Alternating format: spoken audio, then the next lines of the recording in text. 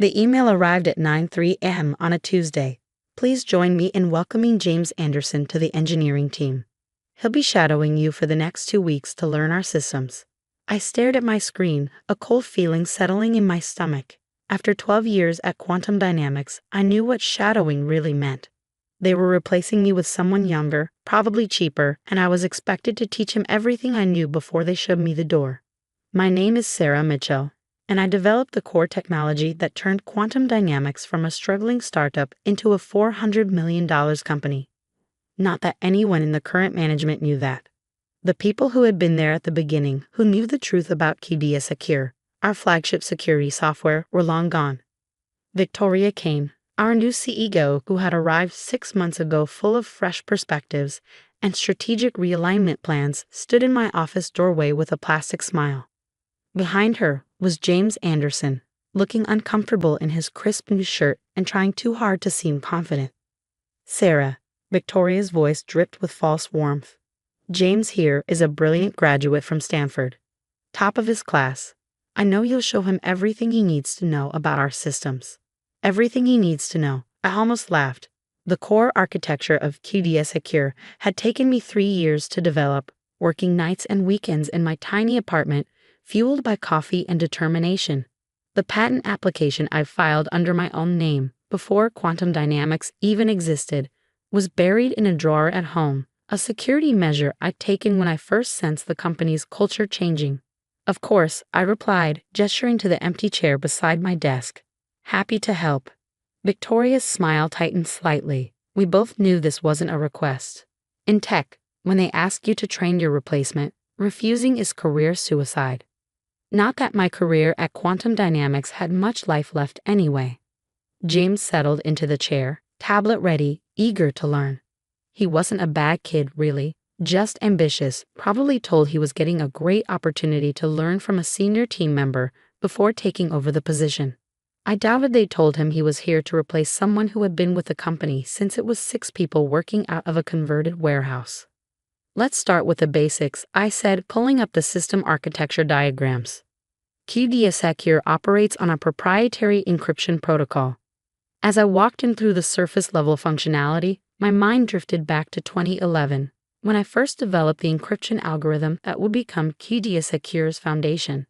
I was 28, working as a security consultant, and had stumbled upon a way to dramatically improve encryption speeds without compromising security. Michael Torres, Quantum Dynamics' original founder, had seen the potential immediately. This could revolutionize enterprise security, he'd said, offering me not just a job but a partnership. We'll build the company around your technology. The patent had been filed and approved before I joined Quantum Dynamics. A deliberate choice on my part. I'd seen too many developers lose control of their innovations to corporate ownership.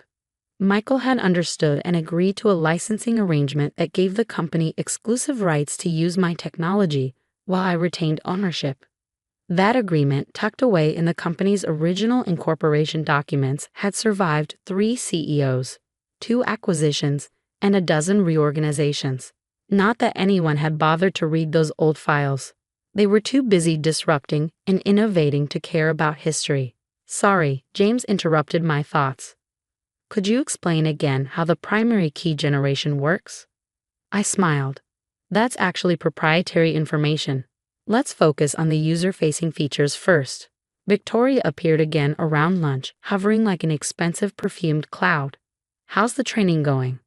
Great, James replied enthusiastically. Sarah knows this system inside and out. Yes, Victoria's eyes narrowed slightly. After so many years, I would hope so.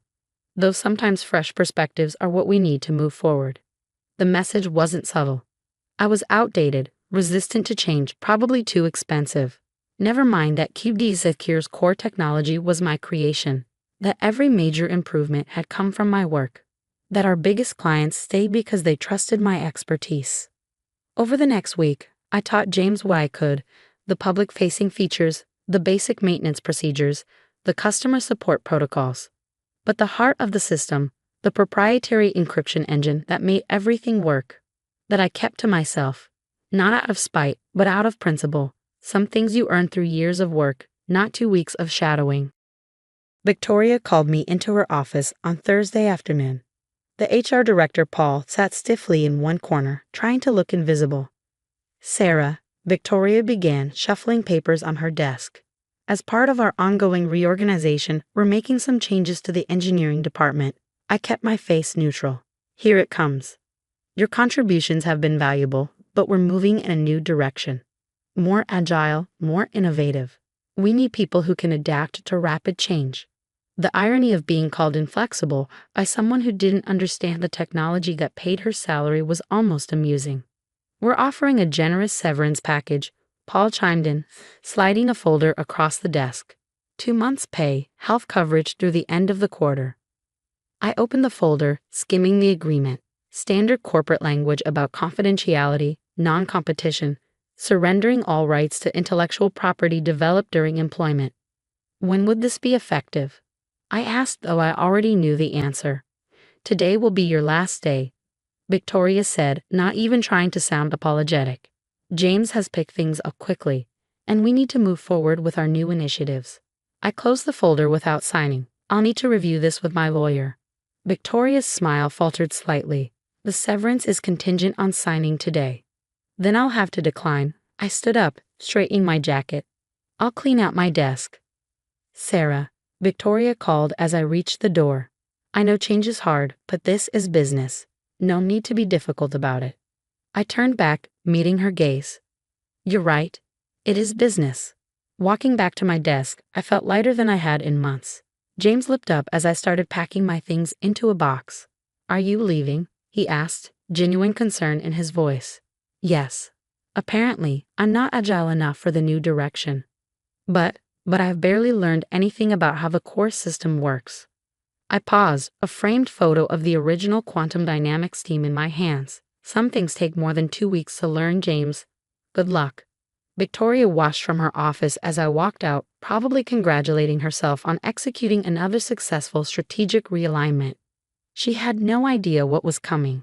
At home, I pulled out the patent documentation, the original licensing agreement, and 12 years of system documentation. Everything that proved I wasn't just another replaceable cog in their corporate machine. I called Michael Torres, who had retired to Arizona 3 years ago. They finally did it, huh? He said when I told him what happened. Yep. New CEO, new direction, same old story. They have no idea about the patent. Apparently not. Victoria Kane seems to think everything belongs to the company. Michael's laugh was bitter. You were smart to keep the patent separate. What are you going to do? I looked at the carefully preserved documents spread across my desk. I'm going to remind them that innovation isn't just about moving forward. Sometimes it's about remembering how you got there in the first place. Need any help? Michael asked. I still know some people on the board. Not yet, I said, already drafting an email to my lawyer. Let's see how they handle the first surprise. That night, I sat at my computer, looking at the administration console for QD Secure's licensing system. A small piece of code, hidden in the original implementation that only I knew about. In 3 days, when the monthly license validation check ran, they would discover exactly who owned the technology they took for granted. Victoria Kane thought she was making a smart business decision, streamlining operations by removing expensive legacy employees. She was about to learn that some legacies are worth keeping. I hit a few keys, implementing changes that would take effect when the system next checked its licensing status. Then I went to bed, sleeping better than I had in months. The reckoning was coming, and I had front-row seats to watch it unfold. 3 days after my dismissal, at exactly 3:00 a.m. Eastern Time, QD Secure's monthly license validation check ran automatically. Within seconds, error messages began flooding the system. By 3:01 a.m., every instance of QD Secure running on client servers worldwide displayed the same message. License verification failed. Patent holder validation required. I was awake, sitting at my home office desk with a cup of coffee, watching it all unfold through the monitoring system I had quietly maintained. Victoria Kane's phone would start ringing any minute now. The first call came at 3:07 a.m. from Goldman Financial, one of Quantum Dynamics' biggest clients. Their entire trading security infrastructure had gone into safe mode, halting all transactions. By 3:15 a.m., 14 more major clients had reported complete system shutdowns. My phone buzzed. A text from James Anderson. Everything's crashed. No one knows what's happening. Help? I set my phone aside without responding. Poor James was about to learn a valuable lesson about corporate politics and intellectual property rights. At 3:30 a.m., my email pinged with an urgent message from Victoria. Sarah, there seems to be some sort of system malfunction. We need you to come in immediately to assist with recovery. We'll pay emergency consulting rates. I smiled at her attempt to sound professional while her company was imploding. My response was brief. I'm afraid I'm not available for consulting at this time. However, you might want to review the original patent and licensing documentation for QDS Secure. Pay particular attention to patent US 8,429,671B, filed under my name in 2011. By 4:00 a.m., Quantum Dynamics' legal team had discovered what Victoria should have known before firing me. I owned the core technology. The licensing agreement gave me the right to revoke access if the company breached certain conditions, including maintaining the original developer's involvement in the system's operation. My phone rang again. Victoria's number. I let it go to voicemail. Sarah, this is completely unprofessional. Her voice was tight with barely controlled panic. You can't just shut down our entire system. Call me immediately. I drafted a quick email to my lawyer instead, copying Victoria. As the legal owner of patent US 8,429,671B and pursuant to Section 7.3 of the original licensing agreement with Quantum Dynamics, attached, I am exercising my right to suspend the company's access to my intellectual property following their breach of our ongoing operational agreement. I am happy to discuss reinstatement terms with authorized representatives. The sun was rising when my doorbell rang. I checked the security camera to see Victoria herself standing on my porch, looking considerably less polished than usual and hastily thrown on clothes.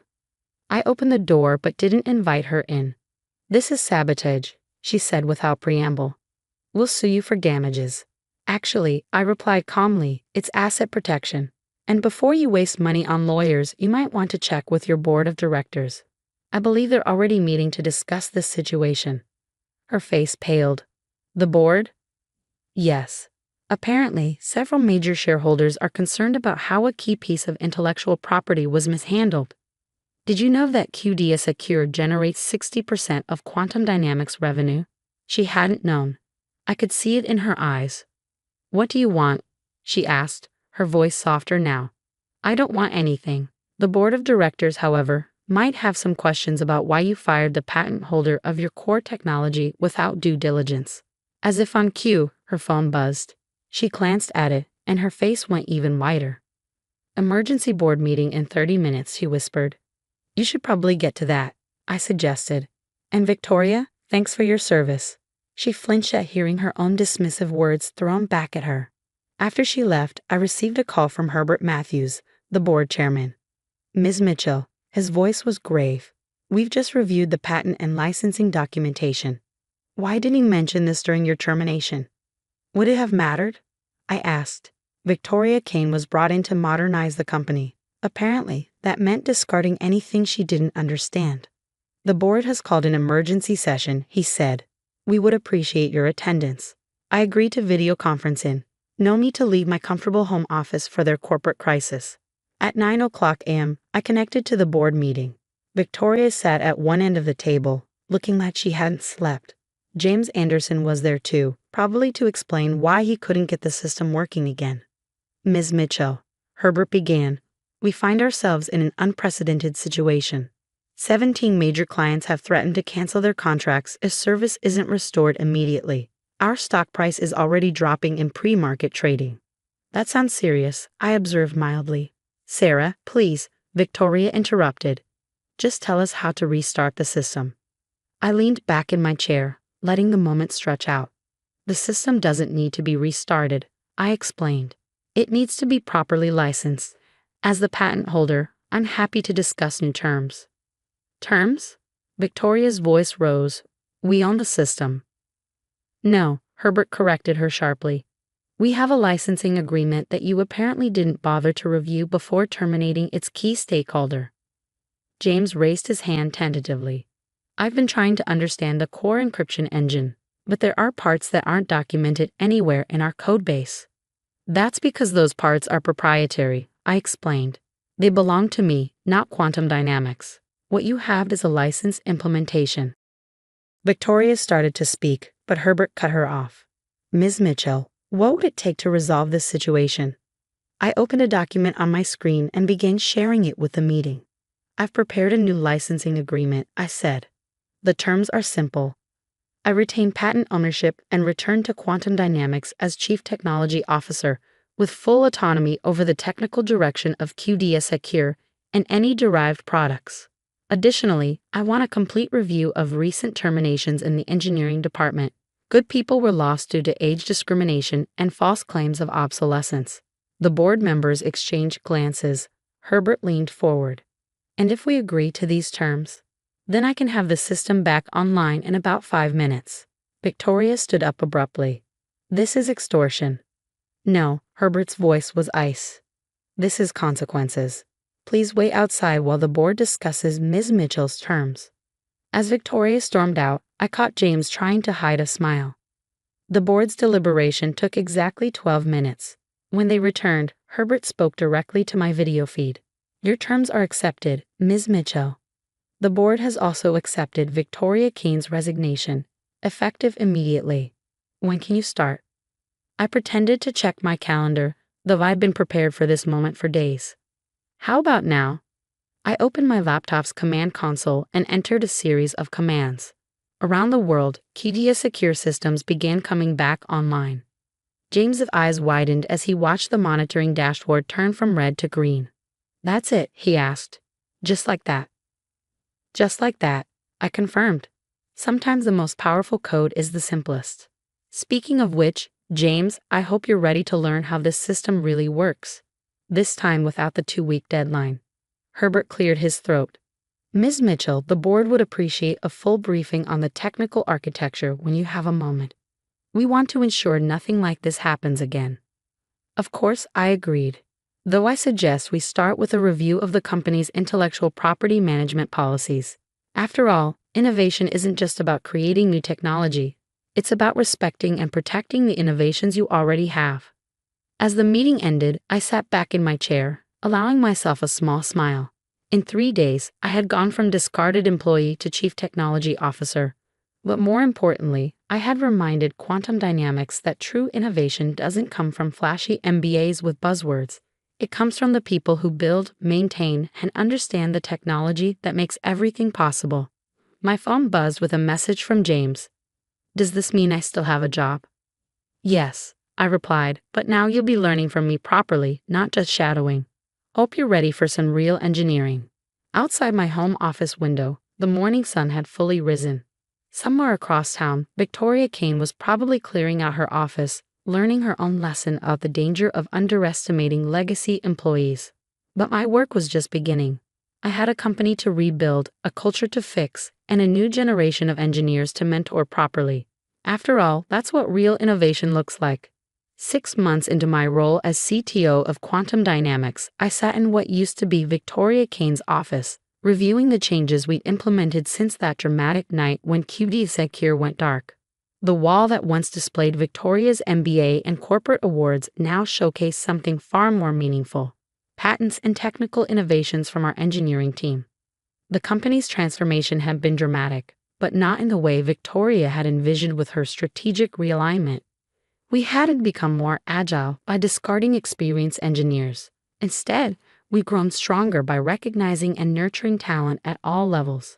James Anderson, whom Victoria had hired to replace me, had turned out to be an excellent engineer once freed from corporate politics.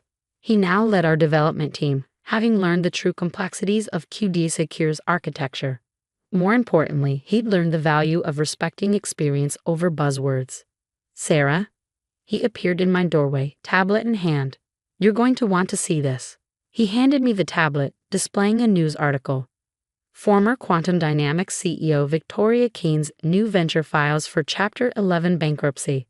I skimmed the article, noting how her attempt to launch a competing security software company had failed spectacularly. Apparently, investors had been skeptical of a CEO who had managed to lose control of her previous company's core technology.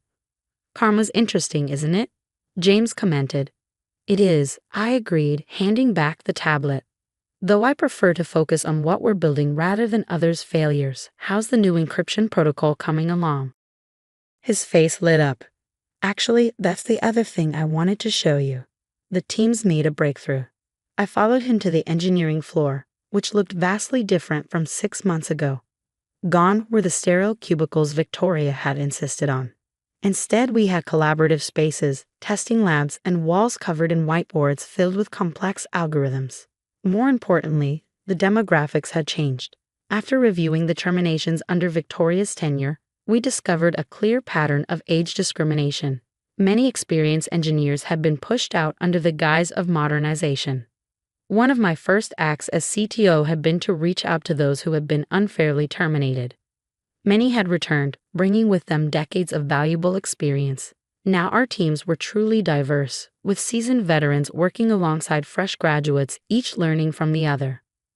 Maria Chen, one of the legacy engineers Victoria had pushed into early retirement, was now leading our research division. At 62, she had more patents to her name than most Silicon Valley startups. "The new hybrid encryption model is showing remarkable results," she explained, pulling up test data. "By combining your original algorithm with the quantum-resistant approach David suggested, we've increased processing speed by 340% while maintaining security integrity." David, a recent graduate who would have been considered too inexperienced for such responsibility under the old regime, beamed with pride. This was how real innovation happened, through collaboration, not competition. The quarterly board meeting the following week highlighted just how much had changed. Instead of PowerPoint presentations full of business jargon, we had live demonstrations of technical achievements. The board members, who had once glazed over during technical discussions, were now actively engaged. "Ms. Mitchell," Herbert Matthews began, "the numbers speak for themselves. Revenue is up 85% year over year. Client retention is at 98%. And our market share in the security sector has increased by 23%. I nodded, but directed attention to a different slide. More importantly, look at our innovation metrics. Patent filings are up 150%. Our engineering retention rate is now 94%, compared to 40% under previous management. And our technical support satisfaction scores are the highest in the industry, all while maintaining the highest average employee age in the sector." Maria added proudly. "Experience matters." The board's support had been crucial in implementing these changes. After the tedious Secure shutdown incident, they'd learned their lesson about valuing technical expertise over management ads. One afternoon, I received an unexpected email from Michael Torres, the original founder who had first recognized the potential of my encryption algorithm. "Saw the latest industry rankings," he wrote. "Quantum dynamics is being hailed as a model of sustainable innovation. Want to grab coffee? I'm in town next week." We met at the same small cafe where, 12 years ago, we had first discussed building a company around my technology. Michael looked older but energized. "You've done something remarkable," he said, stirring his coffee. "Not just saving the company, but transforming it. Victoria Kane wanted to modernize through destruction. You've modernized through evolution." "We had good foundations," I replied. "Sometimes innovation isn't about tearing everything down and starting over. It's about building on what works while being open to new ideas." He smiled. "That's why I made sure the patent stayed in your name. I knew someday the company would need reminding of what really matters in tech, the people who create and understand the technology." The conversation shifted to the future. Michael had been watching our progress and had ideas about potential new directions for the company. Not as a manager, but as a technical advisor, exactly the kind of experienced voice Victoria had tried to silence. Back at the office, I found James and the team celebrating. The new encryption protocol had passed its final tests and was ready for deployment. "We couldn't have done this without everyone," James announced. "The combined experience in this room made something none of us could have created alone." Looking around at the faces, young and old, new hires and veterans, I felt a deep satisfaction. This was what real innovation looked like: collaborative, respectful, and built on a foundation of shared knowledge. That evening, as I prepared to leave, I found a small package on my desk. Inside was a framed copy of my original patent, along with a note from the board. Thank you for reminding us that true value isn't about titles or trends. It's about recognizing and protecting the innovations and innovators that make progress possible. I hung it on the wall next to the team photos and technical awards. A reminder that sometimes the most powerful response to being undervalued isn't revenge, it's showing everyone exactly what real value looks like. 1 year to the day after Victoria had dismissed me as obsolete, I stood in the company auditorium, addressing our now expanded engineering department. The audience included not just our local team, but video feeds from our new development centers worldwide. A year ago, someone decided that experience was a liability and innovation meant discarding the past. I began. Today, we're ranked as the most innovative company in our sector precisely because we value both experience and new ideas. Real progress isn't about choosing between old and new, it's about bringing them together. I gestured to the screen behind me, showing our latest performance metrics. Our success isn't just measured in revenue or market share. It's measured in patents filed, problems solved, and most importantly, in the collective knowledge we're building. James, sitting in the front row, nodded in agreement. He'd grown from Victoria's unwitting replacement hire into a talented technical leader, proof that good engineers thrive when freed from toxic corporate politics. Last week, a reporter asked me what I did differently as CTO. I continued. The answer is simple. I remembered what matters in technology, not buzzwords or board presentations, but the actual innovation that solves real problems. That comes from people, all of them, regardless of age or background. After the presentation, I returned to my office to find an email from Victoria Kane. After her startup's bankruptcy, she was seeking new opportunities and wondered if we might discuss a potential role at Quantum Dynamics. I drafted a brief response. Thank you for your interest. However, we found that our best results come from valuing and retaining the talent we already have. Best of luck in your future endeavors. Then I turned back to reviewing patent applications from our engineering team. Real innovation was waiting, and it had nothing to do with corporate politics or strategic realignment. It had everything to do with respecting the people who create, understand, and improve the technology that moves us forward. Sometimes you have to shut everything down to make that point clear.